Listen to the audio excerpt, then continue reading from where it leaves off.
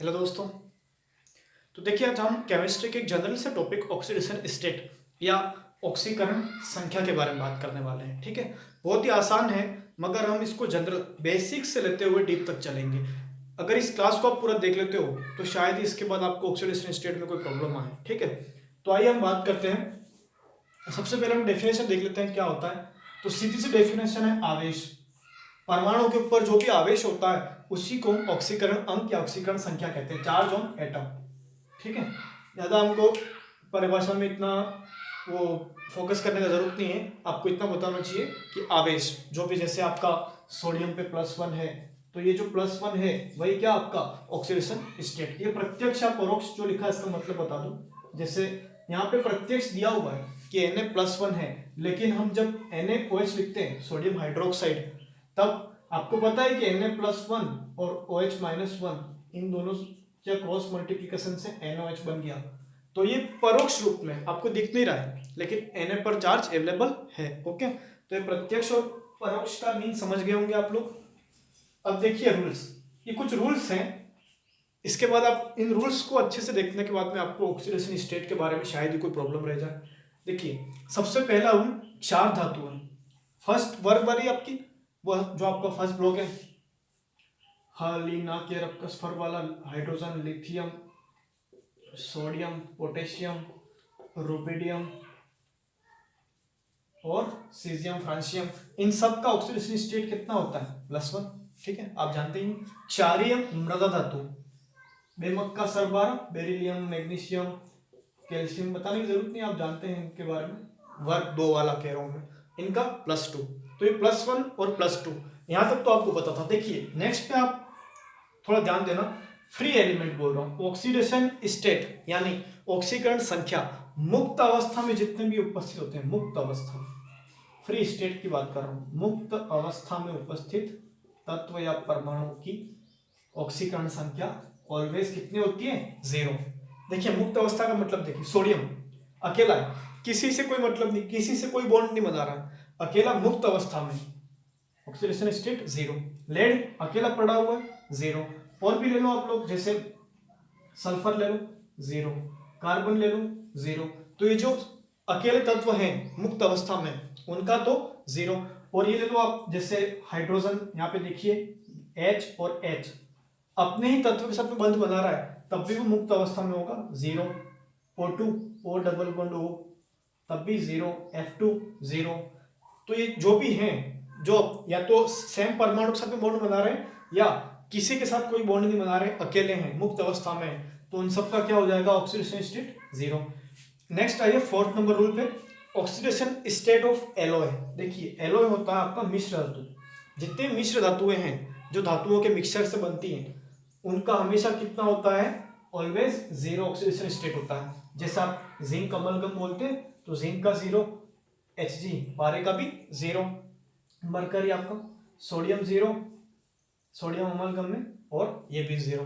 तो यहां तक आपको क्लियर होगा। ठीक है, क्षार धातु +1, क्षारीय मृदा धातु +2, उसके बाद हमने फ्री स्टेट वाले देखे, उनका 0, एलॉय मिश्र धातु का 0। नेक्स्ट स्लाइड में हम आगे बात करते हैं और रूल्स की।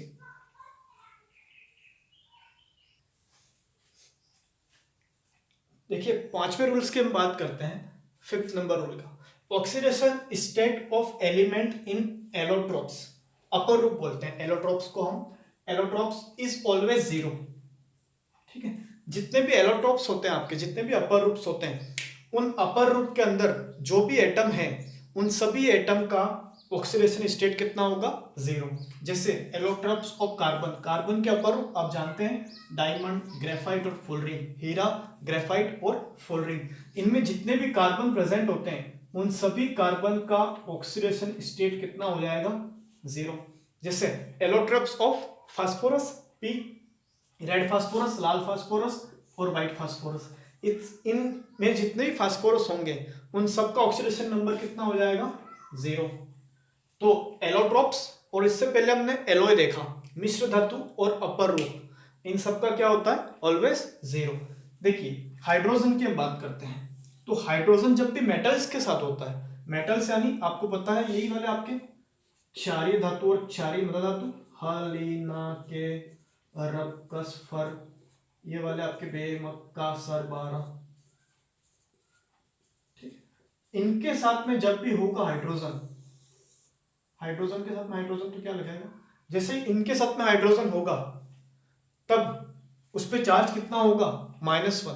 देखिए आइए बताता हूं आपको, जैसे NaH सोडियम हाइड्राइड कैसे होता है, तो Na+1 होता है और H-1 होता है, और ये प्लस और माइनस दोनों मिलकर के NaH बनता है, ठीक है। तो यहां से ले लिया, यहां से ले लो एक और Mg ले लो या Ca ले लो। देखो Ca कितना होता है, +2, Ca आपका +2, H-1, तो ये +2 इधर गया, तो calcium hydride CaH2। Okay, clear होगा। विथ मेटल्स के साथ में कितना होता है, -1, और मेटल्स के अलावा जितने भी अदर एलिमेंट हैं उनके साथ में +1। सर समझ में नहीं आया, एग्जाम्पल बताओ, आइए एग्जाम्पल देखते हैं। HCl आप जानते हो H+Cl-, ठीक है, आ गया प्लस। और एक एग्जाम्पल फेमस आपका H2SO4, देखिए H+1 SO4 -2, ये -2 इधर आएगा तो H2, और ये SO4 पे प्लस, तो H2SO4, ये +1, ये +1। तो विथ अदर मेटल के साथ में कितना होता है, +1, और मेटल्स के साथ आपको बता दिया मेटल्स कौन से आपके, वर्ग 1 और वर्ग 2 वाले, उनके साथ में कितना होगा, -1। तो आज के बाद हाइड्रोजन में प्रॉब्लम नहीं आएगी। नेक्स्ट हम ऑक्सीजन की बात करते हैं।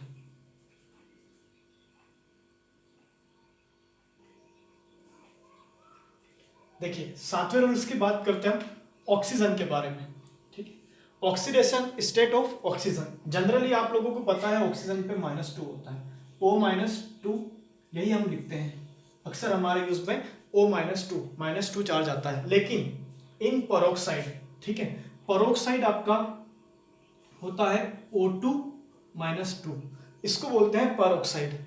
देखिए तब चार्ज कितना होता है, -1। कैसे, तो आइए समझते हैं। O2-2, तो हमको 2x जिसका ज्ञात करना है, इसका ज्ञात करना है हमको ऑक्सीजन का, ऑक्सीजन पे कितना हो गया 2x, ऑक्सीजन का ज्ञात करना है, एक ऑक्सीजन पे -1, दोनों ऑक्सीजन पे -2 है।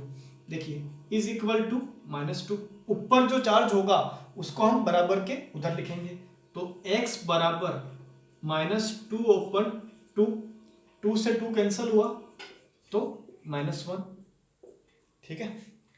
देखिए यहाँ आइए आपको और क्लियर होगा, परोक्साइड, जैसे आपका परोक्साइड के एग्जांपल हमको ले ले तो H2O2 हाइड्रोजन परोक्साइड बोलते हो आप लोग, Na2O2 सोडियम परोक्साइड बोलते हो।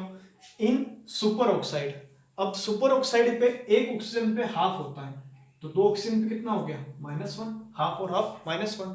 देखिए यहाँ पे ज्ञात करते हैं हम ऑक्सीजन का, एक ऑक्सीजन का ज्ञात करना है, दोनों का ले लेंगे 2x, 2x is equal to क्या हो जाएगा, जो चार्ज है उसको हम बराबर के उस तरफ लिख देंगे, 2x बराबर -1, तो x बराबर कितना हो गया, हाफ हो गया ना, ओके। तो ये -1, ये हाफ। अब हम बात करते हैं OF2। देखिए यहां काम कर रहा है आपका इलेक्ट्रॉन नेगेटिविटी, यहां हम जनरली निकाल सकते हैं, लेकिन मैं आपको एक बार डिफरेंस बता देता हूं इसमें क्या डिफरेंस है। आपका पूरी आवर्त सारणी में फ्लोरीन का इलेक्ट्रॉन नेगेटिविटी सबसे ज्यादा, उसके बाद में ऑक्सीजन का, फोंकल याद रखते हैं हम, फोनकल, ठीक है। तो ये होता है आपका फ्लोरीन का इलेक्ट्रॉन नेगेटिविटी सबसे ज्यादा है, तो हमको ऑक्सीजन का ज्ञात करना है, ऑक्सीजन का x मान लिया, फ्लोरीन का इलेक्ट्रॉन नेगेटिविटी ज्यादा है मतलब -1 होता है फ्लोरीन, तो प्लस -1 इंटू 2, 2 बार फ्लोरीन है तो 2, और बराबर कोई चार्ज नहीं है तो 0, चार्ज होता तो उतार देते हैं, तो x -2 इज इक्वल टू 0, तो x इज इक्वल टू कितना हो गया, +2। जनरली -2 होता है, लेकिन OF2 के केस में कितना हो जाएगा, +2, ओके। O2F2 यहां देख लीजिए, 2x -2 इंटू -1, f 2 बार, एक f का -1 तो 2f का -2 इज इक्वल टू कोई चार्ज नहीं, 0 लगा दिया हमने, तो 2x -2 0, तो 2x बराबर 2, तो x बराबर प्लस का 1, 2 से 2 कैंसिल हो जाएगा, 2/2 नीचे जाएगा, 2 से 2 कैंसिल और +1। तो आज के बाद ऑक्सीजन में भी कोई दिक्कत नहीं आएगी, जनरली -2 यूज करते हैं। इन परोक्साइड के केस में -1 हो जाता है एक ऑक्सीजन का, 2 ऑक्सीजन का -2, O2 -2 याद रख लो, तो एक पे -1 दूसरे पे -1 दोनों का जोड़ करके -2 हो गया, इसका -12 तो O2 -1। ओके, ये दोनों फॉर्मूले से क्लियर हो गया सुपर ऑक्साइड। और सुपर ऑक्साइड के एग्जाम्पल बता दूं आपको, देखिए KO2 पोटेशियम सुपर ऑक्साइड। अब KO2 कैसे हुआ, तो K पे +1 बहुत अच्छे जानते हो आप लोग, और O2 पे -1, ये +1 इधर ये -1 इधर, तो KO2 पोटेशियम सुपर ऑक्साइड हो गया। ये हाइड्रोजन पेरोक्साइड हो गया आपका। हमने देख लिया इन OF2 में आपका +2 और इन O2F2 में +1, तो ऑक्सीजन क्लियर हो गया होगा। नेक्स्ट हम बात करते हैं आगे।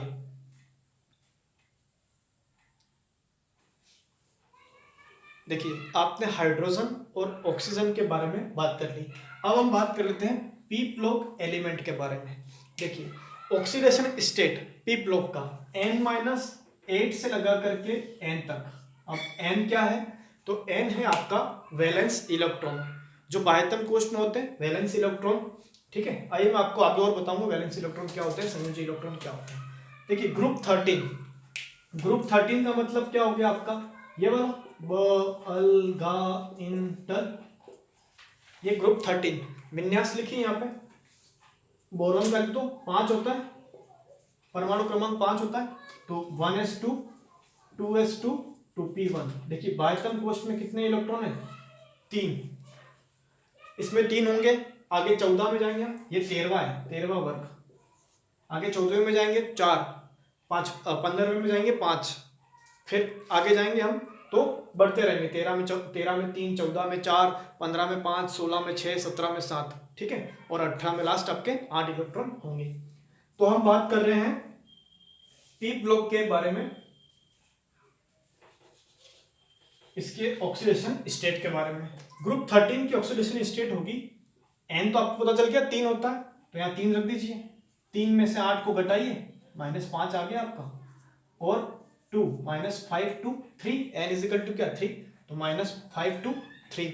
अब आगे मैंने बताया आपको कार्बन कितना होता है, 1s2 2s2 2p4 2p2, तो ये कितने हो गए बाह्यतम कोश। दूसरे कोश में ये देखिए 2, ये कोश आपका दूसरे में कितने 2 और 2 4, तो 4, तो 4 में से 8 घटाइए -4 और +4, -4 to +4। अब एग्जाम्पल देखना आपको, आप कंफ्यूज हो रहे होंगे एग्जाम्पल के थ्रू। देखिए ये होता है आपका कार्बन और ये हाइड्रोजन, तो ये कार्बन पे +4 और हाइड्रोजन पे -1, तो ये क्या हो गया CH4। ठीक है, देख लीजिए कार्बन पे कितना है +4 और हाइड्रोजन पे कितना है -1, तो एक्सचेंज होने के बाद में क्या हो गया आपका, सॉरी यहाँ -4 आ जाएगा, ये -4 और ये +1, तो ये आपका क्या हो जाएगा CH4 हो गया।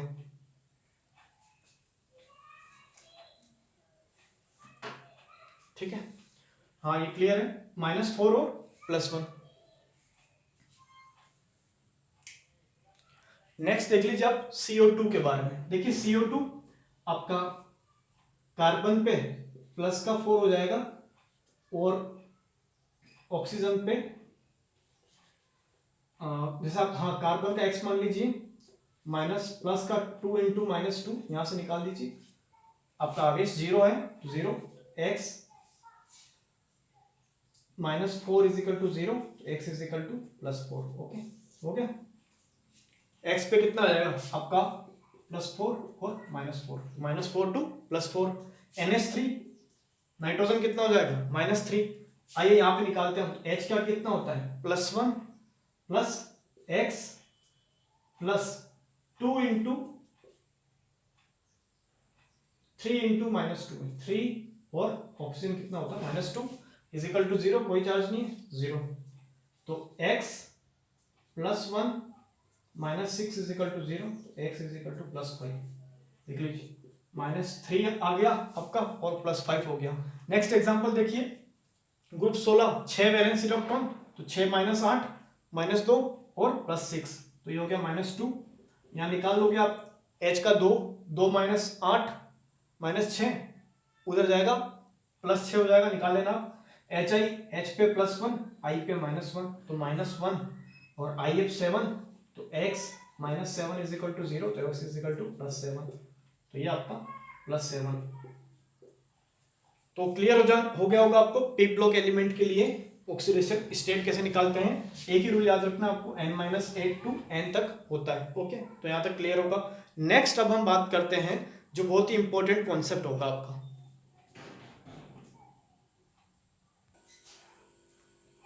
देखिए, अब हम नेक्स्ट बात करते हैं, दो केस को लेकर के बात करेंगे। देखिए, इलेक्ट्रॉन नेगेटिविटी, विद्युत ऋणता। जब विद्युत ऋणता में अंतर होगा, जब इलेक्ट्रॉन नेगेटिविटी में अंतर होगा, यानी किसी एक की ज्यादा होगी, किसी एक की कम होगी। मान लें हम बी की ज्यादा है और ए की कम है, और एक बार जब इलेक्ट्रॉन नेगेटिविटी बराबर होगी। इन दो केस को लेकर के बात करते हैं। जब दोनों में अंतर है तब कोवेलेंट बॉन्ड की चार्ज क्या हो जाएगा। देखिए, अगर इस तरह से है तो एक सिंगल बॉन्ड है तो +1, जिसकी इलेक्ट्रॉन नेगेटिविटी ज्यादा उस पर -1, वो इलेक्ट्रॉन को अपनी तरफ खींचेगा, तो -1 +1 +2 -2, 3 बॉन्ड है तो -3 +3। यहां तक क्लियर होगा। अब इसी तरह कोवेलेंट बॉन्ड के लिए यहां बात करते हैं हम AB, AB और AB। जब इलेक्ट्रॉन नेगेटिविटी बराबर है, यानी मैं कह रहा हूं कि कार्बन और कार्बन ही है या फिर ऑक्सीजन ऑक्सीजन ही है, सेम एटम है जिनकी इलेक्ट्रॉन नेगेटिविटी लगभग बराबर है, तब क्या हो जाएगा 0। तब कोई चार्ज नहीं होगा, इधर भी 0, इधर भी 0, इसका भी 0 और इसका भी 0। तो यहां तक क्लियर होगा आपको। देखिए, इसी केस में हम बात करते हैं कि अगर कोई एक्सेप्टर है, बी कोई एक्सेप्टर है, वो इलेक्ट्रॉन को अपनी तरफ खींच रहा है, ठीक है, तब इस पर चार्ज -2, ये आपका उपसह संयोजक बंद होता है, और इस पर चार्ज +2, एक्सेप्टर और डोनर, ग्राही ये आपका और ये आपका दाता। ओके, यहां क्लियर होगा। लेकिन जब इसका अपोजिट हो जाए, बी की विद्युत ऋणता ज्यादा है और ए अपनी तरफ उसको अट्रैक्ट करता है, ए की तरफ कोवेलेंट बॉन्ड के तीर का निशान, उपसहसंयोजक बंध का कोऑर्डिनेशन बॉन्ड का निशान जब ए की तरफ हो जाएगा, तब इस पे भी चार्ज 0 हो जाएगा और इस पे भी चार्ज 0 हो जाएगा। क्यों? क्योंकि बी की इलेक्ट्रॉन नेगेटिविटी ज्यादा है और इलेक्ट्रॉन ए की तरफ जा रहे हैं। ऐसा जब केस होगा, ठीक है, लाइक एग्जांपल जैसे मैं बात कर लूं N और O। अब आपको पता है कि ऑक्सीजन की इलेक्ट्रॉन नेगेटिविटी ज्यादा है, लेकिन इलेक्ट्रॉन जा कहां रहे हैं, नाइट्रोजन की तरफ, तो नाइट्रोजन भी 0, ऑक्सीजन भी 0, ये बात कर रहा हूं। ओके, हम एग्जांपल और लेंगे, उसमें समझ जाओगे आप लोग। तो ये हो गया आपका केस फर्स्ट क्लियर हो गया। केस 2 में आइए। देखिए, यहां हम बात करते हैं जब दोनों की इलेक्ट्रॉन नेगेटिविटी बराबर है, तब क्या होगा, जिस तरफ भी जा रहा है वहां -2 लगा दो,